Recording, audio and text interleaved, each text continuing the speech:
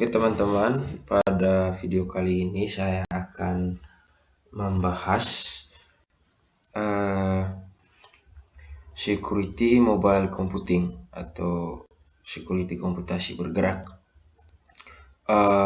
Dalam video kali ini juga saya akan mengambil salah satu contoh aplikasi yang akan saya jelaskan. Tapi sebelum itu baiknya kita mengetahui terlebih dahulu apa itu security komputasi bergerak. Oke, security komputasi bergerak atau juga dikenal sebagai security mobile computing merujuk pada upaya perlindungan dan keamanan data, aplikasi, dan perangkat yang terkait dengan komputasi bergerak atau mobile. Komputasi bergerak melibatkan penggunaan perangkat mobile seperti smartphone, tablet, dan laptop yang memungkinkan akses dan pemrosesan data dimanapun dan kapanpun. Keamanan dalam komputasi bergerak sangat penting karena perangkat mobile yang sering kita gunakan untuk mengakses informasi sensitif termasuk data pribadi, perbankan, dan bisnis itu rentan untuk digunakan oleh pihak yang tidak berwenang. Selain itu, karena perangkat mobile sering digunakan dalam lingkungan yang rentan seperti jaringan wifi publik, risiko keamanan meningkat. Ada beberapa aspek penting dalam security komputasi bergerak, di mana yang pertama itu enskripsi data. Enskripsi data adalah teknik yang penting dalam menjaga kerahasiaan data. Data yang ditransmisikan antara perangkat mobile dan server harus dienkripsi agar tidak dapat dibaca oleh pihak yang tidak berwenang. Setelah itu yang kedua, pengelolaan akses pengguna. Pengelolaan akses pengguna ini melibatkan pengaturan dan pengendalian hak akses terhadap data dan aplikasi. Ini melibatkan penggunaan autentikasi yang kuat seperti password yang kompleks, autentikasi 2 faktor atau biometrik seperti pemindaian sidik jari atau pengenalan wajah. Yang ketiga, keamanan jaringan. Pada keamanan jaringan ini, dia mengamankan jaringan yang digunakan oleh perangkat mobile adalah langkah penting dalam security komputasi bergerak. Penggunaan virtual private network atau VPN memungkinkan enskripsi lalu lintas data dan mengamankan koneksi antara perangkat mobile dan server yang terhubung. Yang keempat, pembaruan perangkat lunak. Pembaruan perangkat lunak secara teratur sangat penting untuk mengatasi kerentanan keamanan yang mungkin ditemukan pada perangkat mobile kita masing-masing. Perangkat lunak yang tidak diperbarui seringkali memiliki kerentanan yang dapat dimanfaatkan oleh penyerang. Di sini yang dimaksud adalah orang yang tidak berwenang yang akan mengambil data kita. Yang kelima, aplikasi keamanan mobile. Penggunaan aplikasi keamanan mobile dapat membantu dan melindungi perangkat dari ancaman keamanan seperti perangkat lunak berbahaya dan malware. Aplikasi keamanan dapat menyediakan fitur seperti pemindai virus, perlindungan privasi, dan peningkatan keamanan sistem. Selain aspek-aspek yang saya jelaskan tadi, pendekatan lain dalam security komputasi bergerak ini meliputi penggunaan teknologi sandi yang kuat, lalu pemantauan aktivitas yang mencurigakan, penggunaan kebijakan keamanan yang ketat, dan pelatihan pengguna untuk mengenali ancaman keamanan dan mengambil tindakan pencegahan yang tepat.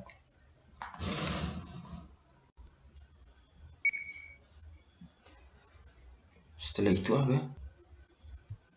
Oke teman-teman, selanjutnya kita masuk ke dalam aplikasinya.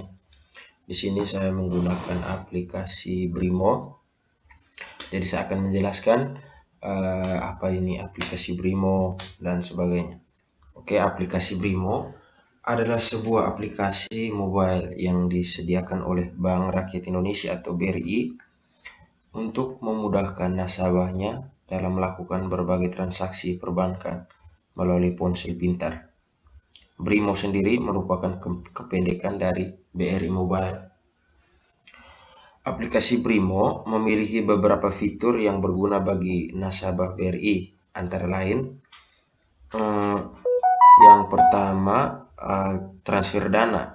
Nasabah dapat melakukan transfer dana ke rekening BRI lainnya atau rekening bank lain di dalam negeri.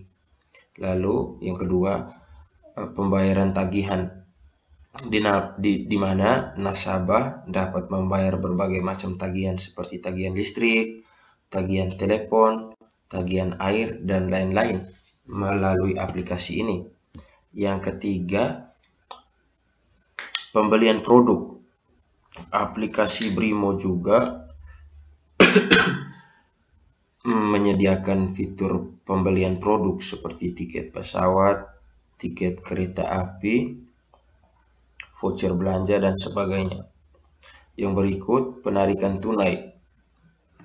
Nasabah dapat melakukan penarikan tunai dari mesin ATM tanpa harus menggunakan kartu ATM. Nasabah hanya perlu melakukan proses yang disebut BRI Mobile Cash untuk mendapatkan kode penarikan tunai yang bisa digunakan di mesin ATM BRI. Selanjutnya, monitoring dan informasi rekening. Pengguna atau nasabah dapat melihat saldo rekening, dapat melihat mutasi rekening dan informasi rekening melalui aplikasi ini. Yang berikut, ketujuh, fitur keamanan, di mana aplikasi Brimo dilengkapi dengan fitur keamanan seperti penggunaan PIN atau sidik jari untuk memastikan hanya nasabah yang berhak mengakses aplikasi dan melakukan transaksi. Namun penting untuk kita ketahui juga bahwa informasi yang saya berikan ini mengacu pada pengetahuan saya hingga September 2021. Adanya perubahan atau penambahan fitur yang ada pada aplikasi Brimo mungkin terjadi setelah tanggal tersebut atau tanggal yang saya informasikan kepada teman-teman hari ini. Saya sarankan teman-teman juga untuk mengunjungi situs resmi Bank BRI untuk menghubungi layanan nasabah BRI untuk memperoleh informasi terkini melalui aplikasi Brimo. Aplikasi Brimo ini menurut saya sangat membantu nasabah dalam melakukan transaksi-transaksi yang biasa kita lakukan ketimbang kita harus ke ATM lalu melakukan transaksi.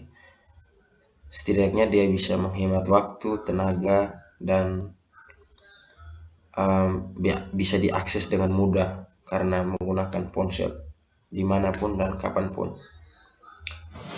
Jadi aplikasi Brimo ini saya pakai karena sangat membantu saya sendiri secara pribadi dalam kehidupan saya sehari-hari.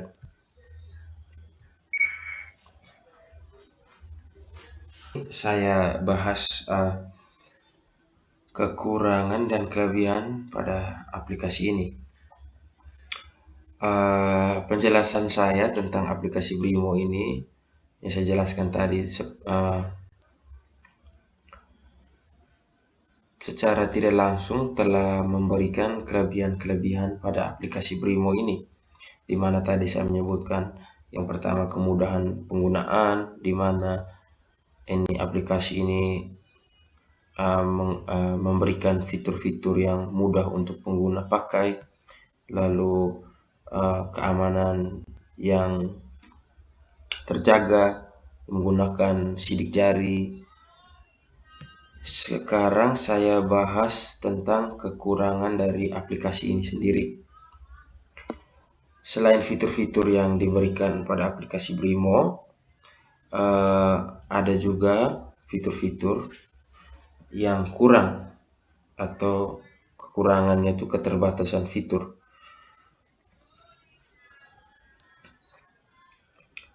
Beberapa transaksi yang kompleks atau khusus mungkin memerlukan kunjungan ke kantor cabang karena tidak ada pada aplikasi Brimo.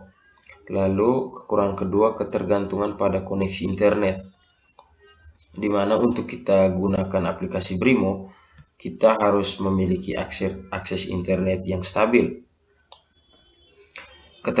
Keterbatasan atau gangguan koneksi internet dapat menghambat akses dan transaksi perbankan yang kita lakukan. Yang ketiga, kemungkinan kesalahan atau gangguan teknis. Seperti halnya aplikasi lainnya, Brimo juga dapat mengalami gangguan teknis atau kesalahan sistem.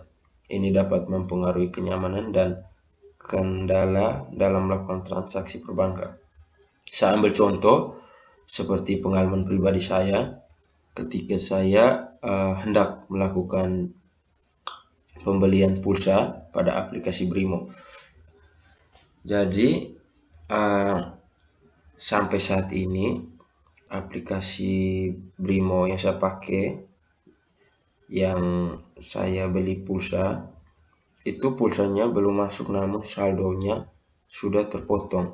Saya sudah coba ajukan ke admin dari Brimo, lalu coba kontak mereka, tapi belum mendapatkan jawaban yang puas, dan juga pulsanya juga belum masuk. Yang keempat, kompatibilitas perangkat. Aplikasi ini mungkin tidak dapat diakses atau tidak sepenuhnya kompatibel dengan semua jenis perangkat atau sistem operasi. Hal ini dapat membatasi aksesibilitas bagi beberapa nasabah. Yang perlu kita catat atau kita garis bawahi bahwa kelebihan dan kekurangan pada aplikasi Brimo ini dapat berbeda-beda tergantung pada pengalaman dan preferensi yang pengguna rasakan. Oke, saya rasa sekian saja video saya pada kali ini. Terima kasih sudah menonton. Jangan lupa like, komen, dan subscribe. Oke.